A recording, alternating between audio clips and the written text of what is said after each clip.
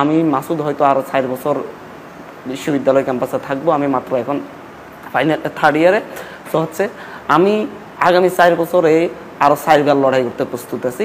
বাংলাদেশে এটা আর হবে না, এবং হচ্ছে এটা আমাদের বাংলাদেশের ছাত্র সমাজ একদম স্কুল লেভেল থেকে বিশ্ববিদ্যালয় লেভেল পর্যন্ত সকল ঐক্য।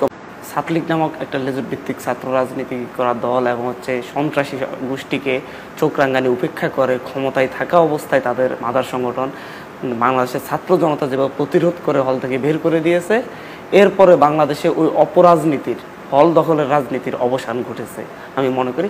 এরপরে সামনের দিকে এই দেশের ছাত্র সমাজ আর এদেরকে অ্যাকসেপ্ট করবে না। আমি আজকেই বলেছি, আজকে একটা ঘোষণায় বলেছি, বাংলাদেশের যে কোনো ক্যাম্পাসে, সেটা কলেজ হোক বিশ্ববিদ্যালয় হোক, যে কোনো ক্যাম্পাসের হলে কোনো বহিরাগত বা অছাত্রকে যে বা যারা জায়গা দেওয়ার চেষ্টা করবে তাদেরকে প্রতিরোধ করা হবে। সো এই যে মানে হচ্ছে অছাত্র দিয়ে রাজনৈতিক প্রভাব বাড়ানোর জন্যে বারবার শিক্ষার্থীদেরকে বঞ্চিত করে এক ধরনের জিম্মি করে বাংলাদেশে যে ছাত্র রাজনীতি চলে এসেছিল সেটা কবর রচনা করা হয়েছে, এবং এই কবর রচিতই থাকবে। আমরা সেই ধরনের বিভিন্ন নীতিমালা গ্রহণ করব। প্রথমত আমরা অতি দ্রুত সময়ের মধ্যে বাংলাদেশের প্রতিটা কলেজ বিশ্ববিদ্যালয় আমরা হচ্ছে ছাত্র সংসদ নির্বাচন চাইব, এবং হচ্ছে এটা আদায় করে নিব। ছাত্র সংসদ যেহেতু আমাদের গভর্নমেন্টে আমাদের ছাত্র প্রতিনিধিরা থাকবে, তারা এই বিষয়গুলো আদায় করেই নেবে, আমাদের সাথেও পরামর্শ করবে।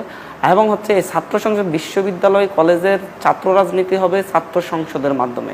সেখানে কোনো শিক্ষককে কোনো দল, তার কোনো নেতা তার দল ক্ষমতায় থাকার কারণে গিয়ে হুমকি দিতে পারবে না, সে কোনো শিক্ষার্থীকে হুমকি দিতে পারবে না। সেখানে ছাত্রদের প্রতিনিধিরা, ছাত্ররা নিজেরাই নির্বাচন করবে, এবং তার মাধ্যমে এই যে সন্ত্রাসী হল দখল বাণিজ্য যেভাবে চলে আসছিল এটার কবর রচিত হবে, এবং এটার একটা স্থায়ী সমাধান হবে।